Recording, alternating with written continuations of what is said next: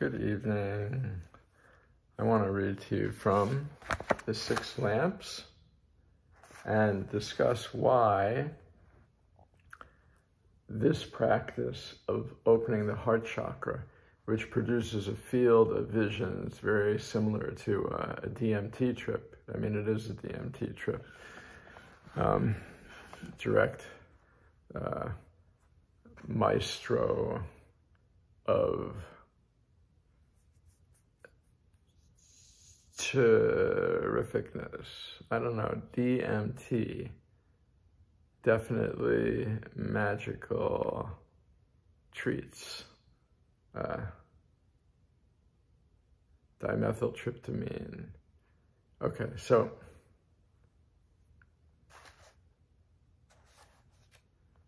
I've been practicing this exhale into spaciousness, reverse attention, so that awareness, which is the mind object external to us, this thing you call reality, like for right now you're watching me. What are you really watching? You're watching mind. It's not your mind or my mind. It's mind producing a magic display. It's really energy that is being processed by these awareness units, these data receivers and pattern recognition systems that may not even have a physical body, even though it seems like it. The touch is the same. In my book, this is haptic feedback, just like a phone, a desktop, when you throw something into the trash, it goes, there's no trash, there's nothing being thrown in it, right? It's an image, it's an icon that produces a buzz from the machine. And even that machine that I'm discussing, I believe, is just God's code energy being processed by other energy units. There may be nothing here, and quantum physics says that there's nothing here, but a lot of space and organized particles that are in a dance of rebirth and rebirth and rebirth, and giving us a relation with stored data that is stored apparently by what seems to be planets that are hard drives that upon rebirth, as we land on the sheets, as the Tibetans say, another random set of parents that are not so random, producing our karmic suffering and bliss, if you want to go there, but let's get real. The goal is to open the heart, right? And when we open the heart, like in the movie Lucy, you can see during the day with eyes open visions of the pre-karmic code that are the deities that are occupying our energy channels and especially our organs, playing a game of correction, like the liver stores anger. We all know that, right? The liver, right? Or compassion, right? So the liver deities literally can form mental image pictures and voices. There's great write-ups about this if you can get your hands on OT2 in Scientology. It's like a PDF, you can get it, look for it online. It goes deeply into that, but every kind of cult or sect or philosophy has archons, entities, demigods, angels that whisper. Anyway, just thought forms, right? Thought forms of karma that are puppeting us around. There's something saying, oh, you're going to be self-important and give value. And so go do a podcast about what you think you know, you idiot, right? You think you want to be helpful? And then there, on the other side of that, maybe this is in the The spleen is nurturing or worry, the kidney is gentleness or fear, compassion or anger in the liver. That's earth, water, fire, wind, the courage. Maybe it's the lungs that are speaking. The lungs kind of come up into this area, the heart, right now. So anyway, yeah, go do a podcast. And then there, you egotistical moron.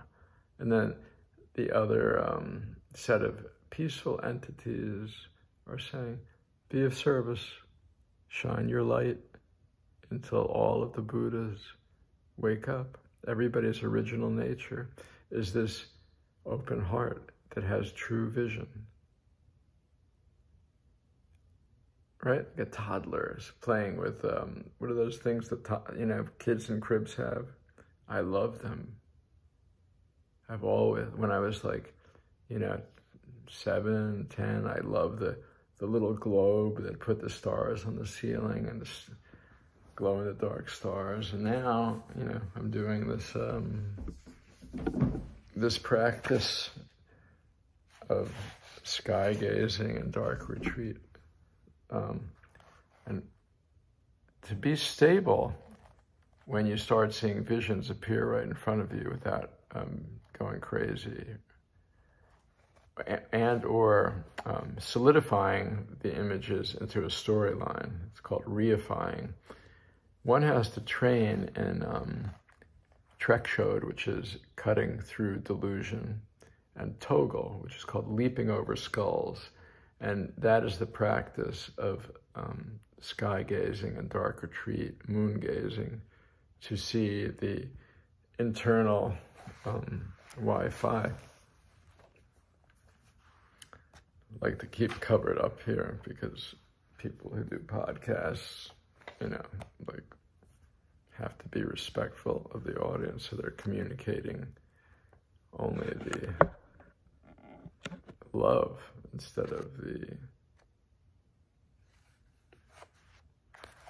everybody likes, the entities want you to kind of put your attention onto things that are desire fulfilling, and what I'm trying to give you is purely light.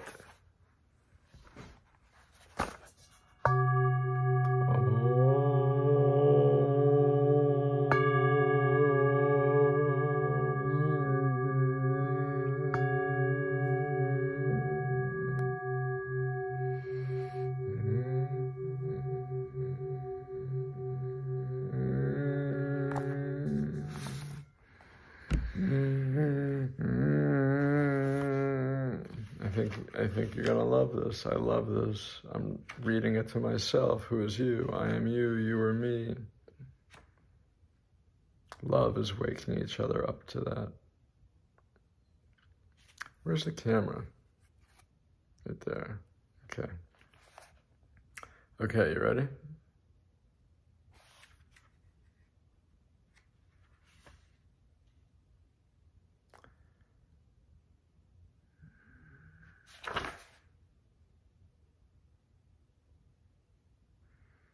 Here's a nice place to start. As to the 6 rememberings, first, you remember that you transmigrate from this life. I would say I have this hovering awareness of that at all times, thanks to ayahuasca knocking me into no sleep for a year. Thank you, ayahuasca. Thank you, ayahuasca.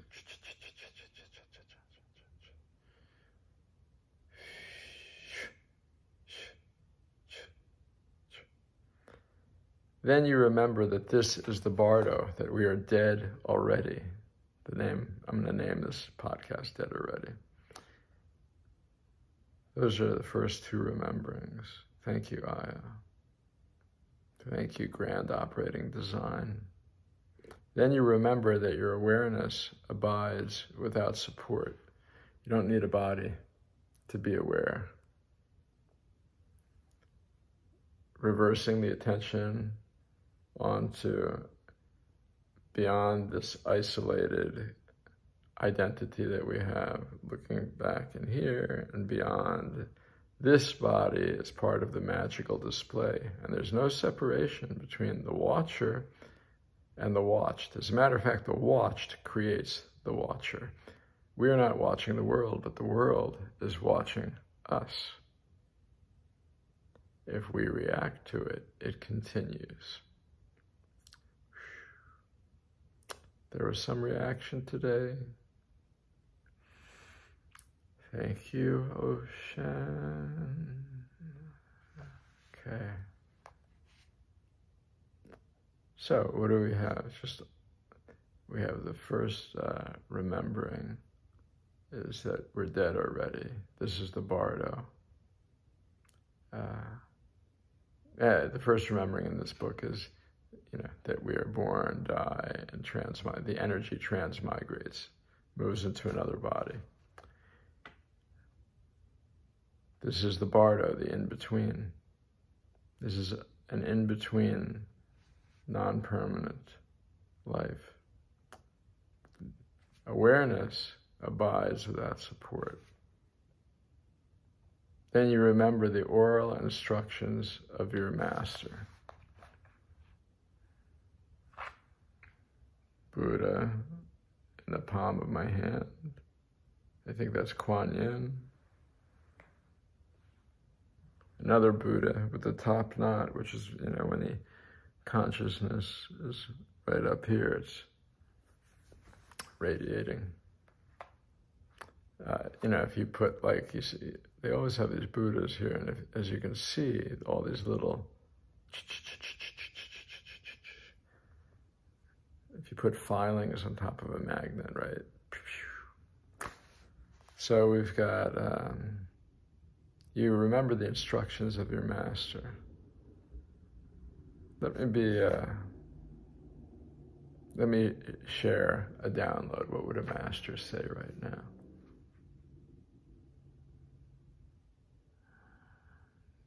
The topmost instruction I can share would be to find a lineage teacher who comes from a line of beings that left their body at what is called death, but is really birth. At death, consciously in meditation, sitting up. Though the Buddha was lying in what they call paranirvana, laying down, but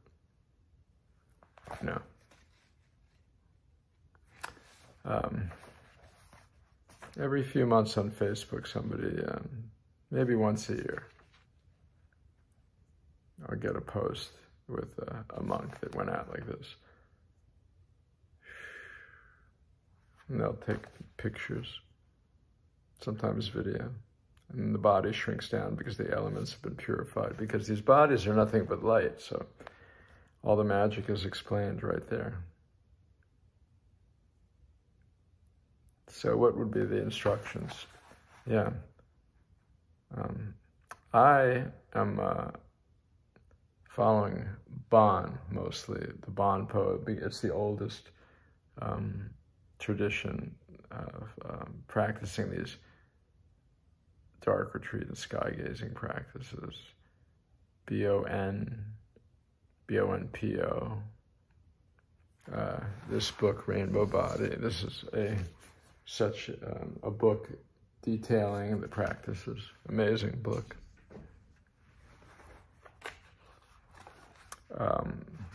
This book is about the sky gazing practice. This book actually is not even supposed to be read unless you have a transmission. Secret Dzogchen instructions of the Bon tradition. I think the camera's backwards though. Okay, the next remembering. And all the Buddhist schools teach this.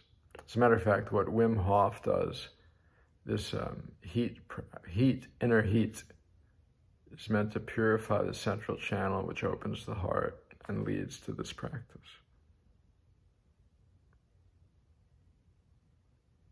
So for the moment, while you're researching, maybe Dzogchen, Dzogchen, teaching.com. This is the best teacher.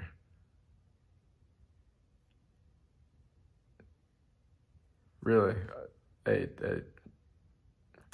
ex-investment banking, hotel owning, exotic car driving, musclehead, super articulate, deeply experienced teacher, Lama Michael Gregory. So you can enjoy listening to him, but he I believe has the only online fully monastic path, Shedra, that monks take years to go through. And you can do it online, step by step. I don't think it exists anywhere else. With all the lineage teachers as his teachers. And I would say while researching that, sit here and breathe with me out into space. That is the unlimited consciousness where I put my attention, and therefore I am.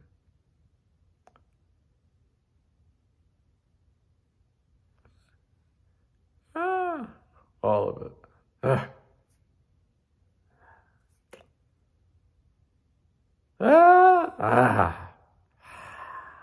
Now,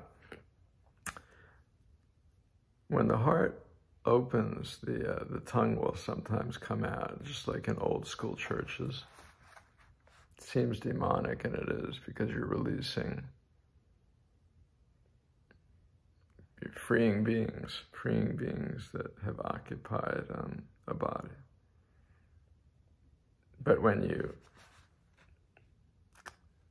put awareness on awareness, it short circuits, just like if I turn this phone onto a mirror or put up another phone, it would have endless self-referential frames, like, you know, when you're sitting between two mirrors. The code is looking at itself. Whatever we duplicate ceases to exist. Try that when somebody's angry. And if you you don't mock them, but if you duplicate them exactly, they will start laughing. And then they might, come after you if you don't have, a fully developed, compassionate heart for them to feel safe. Because if one looks at oneself, and sees the drama, they will break from it and start laughing. But then the drama will re-solidify and need to take a target. So unless we have full compassion after doing that, run. Run to your heart. What are the instructions after the instructions of your master? This is the big one. The sounds, lights, and rays. That means whatever we're looking at, whatever we're hearing.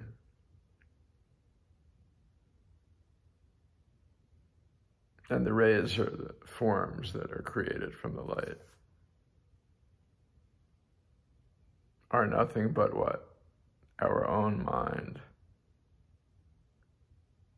And then you remember that your mind is the Buddha, the one consciousness.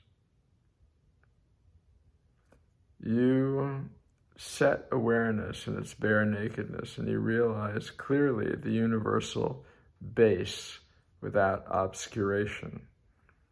Having realized this, awareness takes hold of its natural place, and you don't follow after the traces of manifestation. What does that mean? Don't become attached, don't become awed. Don't try to change, fix, adopt, reject. Whatever appears. Try that at dinner with your family.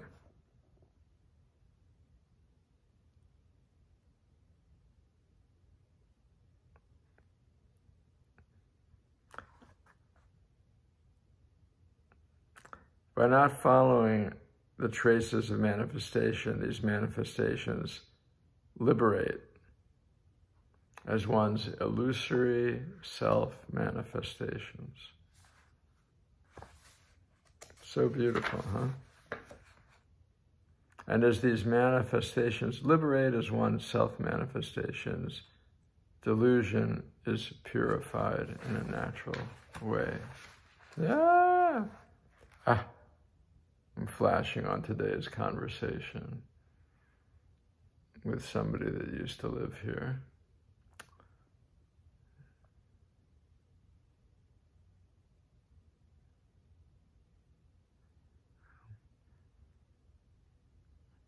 Since delusion is purified in this natural way, the three bodies emerge in their natural arising.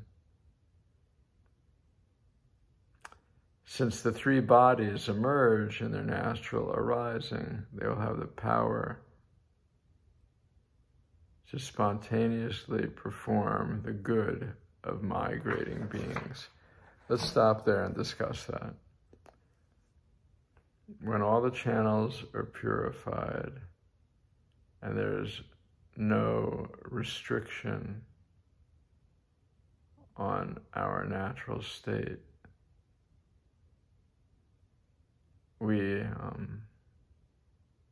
our true light body is free to do its job, which before this apparent world existed and we were consciousness,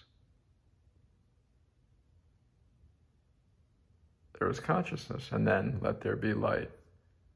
And then boundaries and freedoms were the game, right? So if at the beginning there was this point of consciousness, the grand operating design, pre-design, and it wanted to play a game of separation, what could be separate from it? 2 dots, right? Or a circle around the dot, like a cell. This becomes the boundary, and this becomes the freedom. And as the 2 circles, or the 2 points of consciousness, have now a sun and a moon, what's in between? Do you see that form? This is called the flower of life. It's like a yoni, like a vagina. And then as it duplicates and duplicates, there are eventually millions of cells that develop into beings. And so the 3 bodies are the pure field of love, of consciousness, which is the body of the Dharmakaya, the clear light before anything exists. Then there's the light realm of bodies that exists in the heavenly, divine light body realm, like angels or beings that are playing games of maybe prideful gods, jealous gods, teaching gods,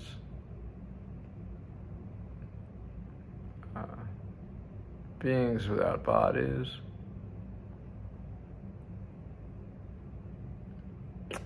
and then the third body is this body that's talking to you and listening, and we can emanate. If I've got it right, I could be wrong about everything, and probably am, but from what I've experienced,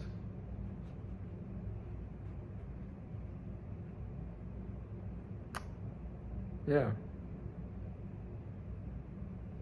Get a taste of this in Dark Retreat.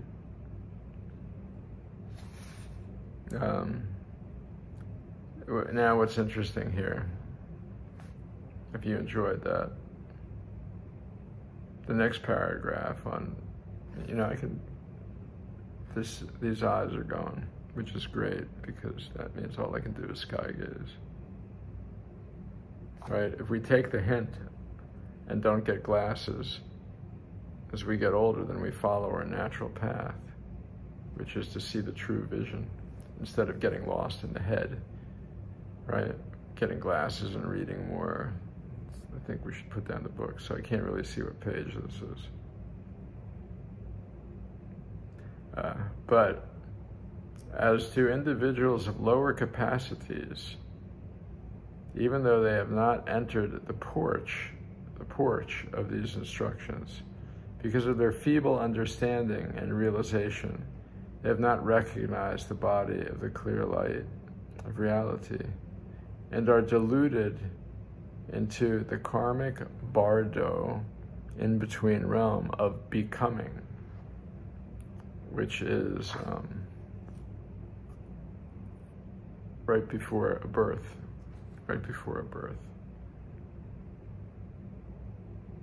By the power of these instructions, they will obtain a body in fortunate destinies. Meaning, if you're reading these instructions, you will be more akin to have a precious human birth, able to follow the teachings to no more suffering, to the liberation of a self that suffers.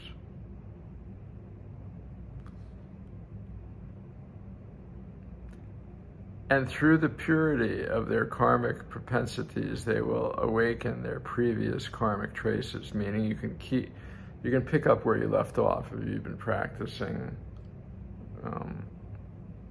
these teachings or any liberation teachings. Your karmic traces will somehow land you with a teacher and the Dharma, the teachings, and the ability to practice. Next line, and will eventually obtain liberation within a single birth.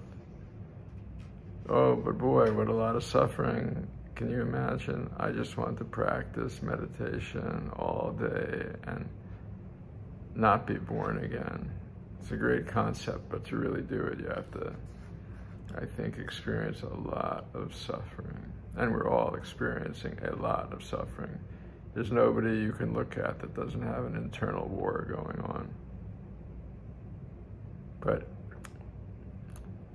the way the system is designed, it seems, in this age of massive distraction,